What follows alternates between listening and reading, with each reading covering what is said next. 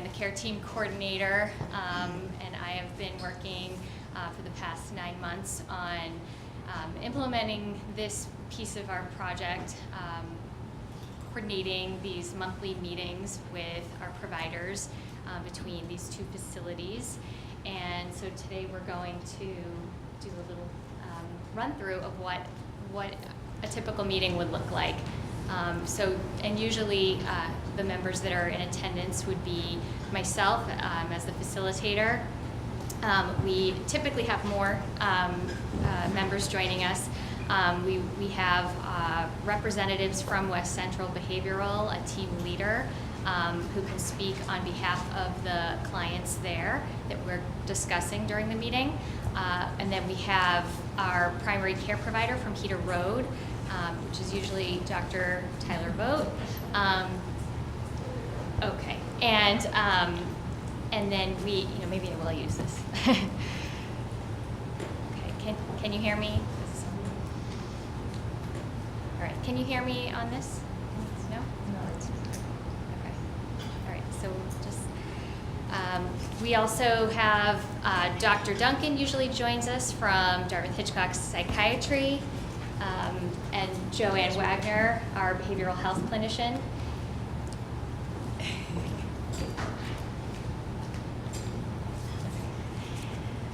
And so we will just begin to go through a run-through. I'm representing West Central Yes. today, not Dartmouth-Hitchcock. Yes, that's correct. She's going to fill in as our clinician representative from West Central Behavioral, and Dr. Vogt will be our primary care provider representative.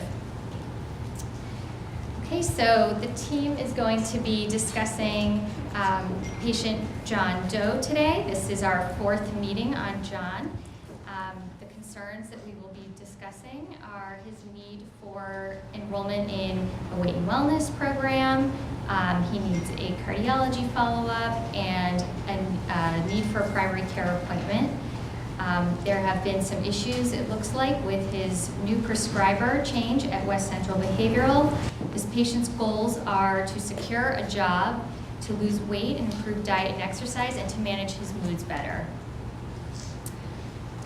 So, from West Central. So it sounds like our clinician who's been working with John, the good news is he reported he just recently came in for his primary care appointment.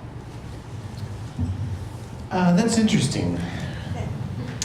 We have a record that I last saw him about 8 months ago, and the patient didn't show up for his primary care appointment in this summer. This is the second time in 3 months that the patient has not attended his primary care scheduled appointment. Oh, okay, well, this is good to know. What we could do is we could have the case manager on his team that John's familiar with, work with him and assist him in making the next appointment, and also if he needs transportation or need to look at a way to get there, we can make sure that that happens. And if he wants, we can also offer the case manager to attend with him. One of the benefits of these meetings has really been to understand the spectrum of care that West Central allows support for their patients. That's outside the script for you guys. It looks like the patient has not scheduled their cardiology appointment either, and they are way overdue for their echocardiogram. Can case management at West Central Behavioral Health also help with that? Absolutely, we'll help him to prioritize that and to make that appointment and get there. Good to know. One of the patient's goals is to improve diet and exercise, and it looks like the patient needs the PCP to approve their enrollment in the DH Weight and Wellness program so that they can begin this exercise and diet plan. Can this be accomplished at the next PCP appointment? Yes. We'll help, again, the case manager can help and make sure that we get the admission forms and paperwork done and assist to help John to get that done. Great. And can the case manager therapist also follow up to make sure that our patient understands that they need to have their PCP sign off on their health clearance in order for them to participate? Absolutely. Okay, moving on. We received a report that the prescribing psychiatrist at West Central did change recently, and John was upset about this shift.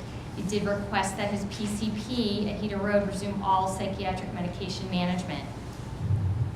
I will take the time, next time I see the patient, to talk about this when he comes out, because maintaining that relationship with a community-based psychiatric care is important from my perspective, because they can allow for closer follow-up and monitoring of those patients.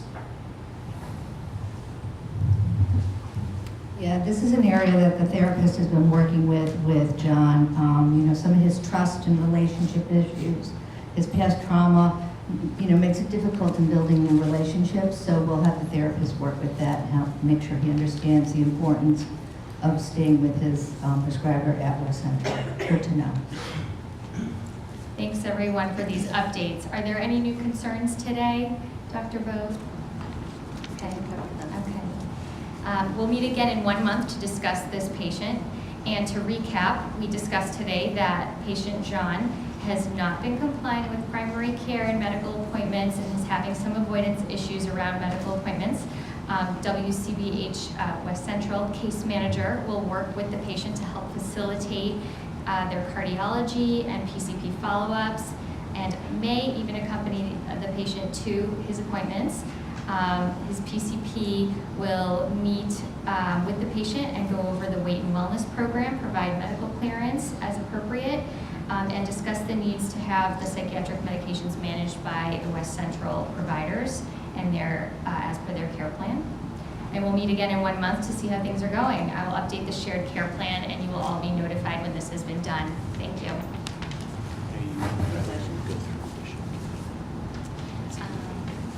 Any questions at this point?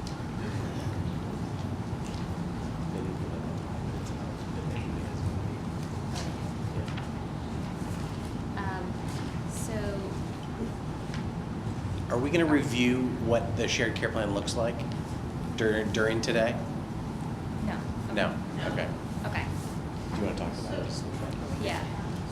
Your paper version of the shared care plan, do you enter that in, or are you strictly paper version for now? So right now, we've been working off a paper version, but we are hoping to roll out to the electronic version very soon. We were waiting for for the new consent form to come through, which it has. And so very shortly, as soon as we obtain the new consents for our active patients in the project, we can roll that out. Are you entering it into your EMR, or what's your kind of the holding tank for the information? Is it strictly paper? It's mainly paper. We are entering into the EMR that patients do have a shared care plan, so that it is viewable by all their providers at Dartmouth-Hitchcock and West Central's EMR system as well. So it's just a notice to let whoever needs to know that there is a shared care plan and who they can contact about that. So right now on EDH, the kind of the home screen, the snapshot view, has a care coordination area at the top. So that's the area that somebody might put narcotic contract or stimulant contract with a certain provider, and there it says patient is part of integrated behavioral health program, has shared care plan, and right now that's held on paper inside the office setting, and then has Michelle's contact information so that other clinicians or providers inside the system can see that. But the goal that I would like to see from the clinical standpoint is that maybe that shared that care coordination note could have a link that you could actually click to get into the shared care plan web-based. Do the patients ever meet with the shared care team? So we've talked about that as a possibility, but the idea is that the clinician on the primary care side would speak directly to the patient about the shared care plan, because getting those patient goals for the medical side and getting the patient goals from the behavioral health side is something that should be done, either face-to-face, or originally we did over the phone when we were first introducing the project to the patients. We have time for questions still, guys? Okay. So from a home care perspective, perspective, if this patient was engaged in home care in some way, we'd report typically to the primary care provider.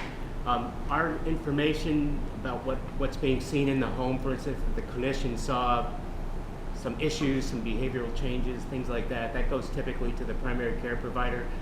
In order for us to participate in any element of this, we would have to be sure that the primary care provider was filtering the information to you folks. Is that typically what happens? Yes, that is typically what would happen. Any information for care team members, including home care in that case, that would be something we would want to include on their shared care plan. And I work very closely with our providers that are involved in this project. So the communication has been really excellent in getting these plans up to date.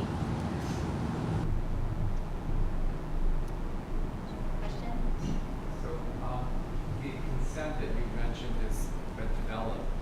Is that you're waiting for certain approval, you said?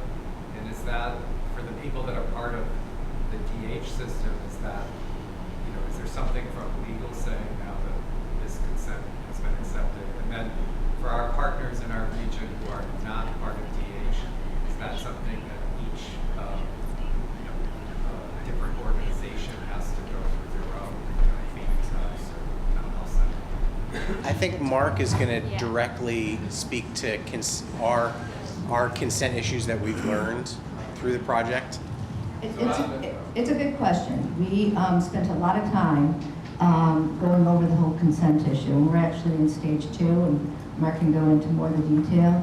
But really, we had to make sure legal at West Central was okay with it, and it met their regulations and covered everything they needed to, make sure at the site part on our side at Dartmouth, also making sure that the patient's fully consented and understands the impact and the breadth and the reach of what this consent means, being on a shared care plan.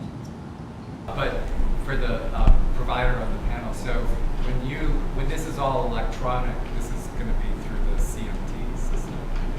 Is that correct? Correct. So so I know now the way it works in the emergency department, how things show up on the tracking report. But will there be a direct thing in Epic that somewhere on the easy to find page that the primary care people will be able to see? And then the other issue for primary care or for Epic, right, is that lots of people can go into the system, but they have very defined areas that they can see.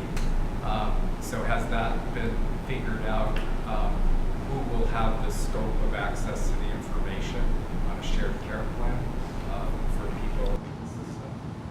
So right now the model is that clinicians inside the practice will have read-only access to the shared care plan, and that the care team coordinator will be the primary person interacting with that platform. So there's a spectrum of access that can be allowed. So you could have 10 clinicians all have editing access to the electronic platform, but we thought that was a little too much to ask of people. So that the care team coordinator, Michelle, in her role, does that primary touchback to the clinicians on both sides.